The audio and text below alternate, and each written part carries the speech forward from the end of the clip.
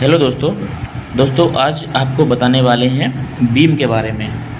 बताएंगे कि बीम कितने प्रकार की होती है और बीम का क्या कार्य होता है और कैसे बीम कार्य करती है।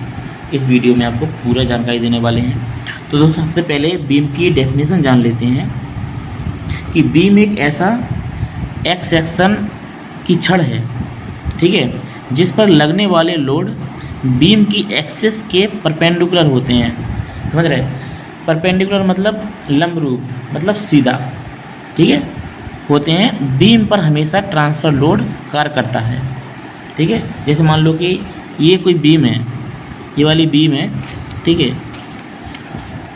इस बीम में ऊपर से लोड कैसे लगेगा? ये रही बीम, इसमें लोड कैसे लगेगा? हमेशा ट्रांसफ़र लोड लगेगा ऊपर से। यहाँ से लोड आएगा, तब इस पूरी बीम पर ये ट्रांसफ़र हो जाएगा, यहाँ से भी और यहाँ से भी। तो ये हो गई आपकी बीम की डेफिनेशन है। अब बीम कितने प्रकार की होती है मैं बताता हूँ कि बीम होती है दोस्तों 5 प्रकार की। अब पहले नंबर पे आती है सिंपली सपोर्टेड बीम, जिसको आप शॉर्ट में एसएस भी बोल सकते हैं। सिंपली सपोर्टेड बीम होती है कि जिसका एक सपोर्ट यहाँ रहता है और एक सपोर्ट दूसरे कॉलम पे रहता है। पहले एक कॉलम पे रहेगा और सीधा इसका लास्ट में सेकंड कॉलम पे रहेगा, और इसका जो यहाँ से जो इस पे जो लोड आता है वो ट्रांसफ़र लोड आता है, सेम जैसे मैंने कि आपको वहाँ बताया, ठीक है।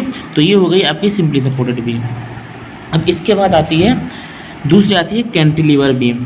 कैंटिलीवर बीम क्या होती है कि कैंटिलीवर बीम किसी एक जगह पे स्टार्ट होती है और दूसरी जगह पे ख़त्म नहीं होती है। मतलब इसका मेन सपोर्ट जो रहता है वो आपको एक इस वाले कॉलम के पास रहेगा। इसके बाद में यहाँ से आपको इस तरीके से दिखाई देगा। आपने अभी कभी देखा होगा कि छत के बाहर जो छज्जा डलता है तो उसको आप कैंटिलीवर स्लैब बोल सकते हो, उसको बोलते हैं कैंटिलीवर स्लैब।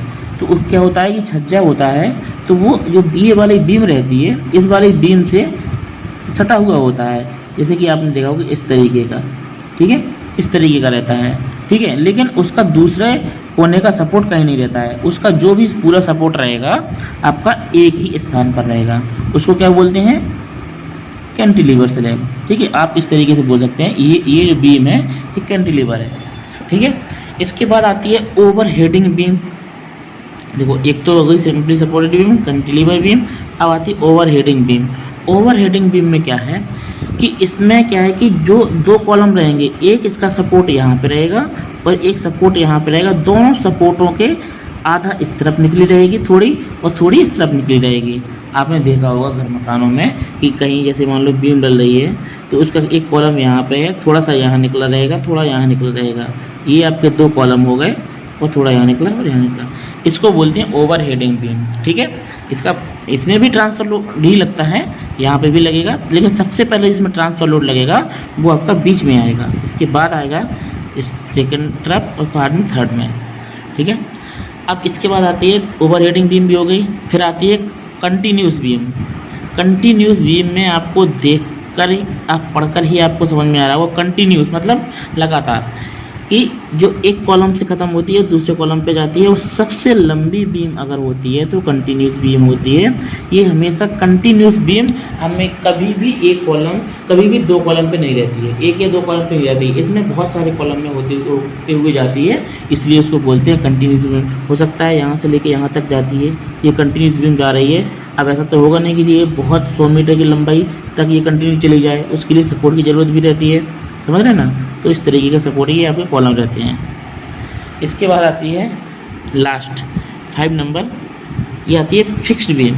फिक्स्ड बीम आप दोस्तों समझते हैं, जैसे मैंने बताया आपको कि कैंटिलीवर एक तरीके से सपोर्ट में रहती है और फिक्स्ड बीम जो होती है वो दोनों तरफ सपोर्ट में रहती है। इस तरफ भी उसका फुल मतलब सपोर्ट रहेगा और आपका इस तरफ भी कवर्ड रहेगी, ठीक है। वो होती है जैसे यहाँ भी दीवार है और यहाँ भी दीवार है, उसके बीच में डलती है, ये होती है आपकी फिक्स्ड बीम। तो दोस्तों इच्छा होप कि आपको ये वीडियो समझ में आया होगा। अगर आपको समझ में आया हो तो वीडियो ज़्यादा से ज़्यादा शेयर करें।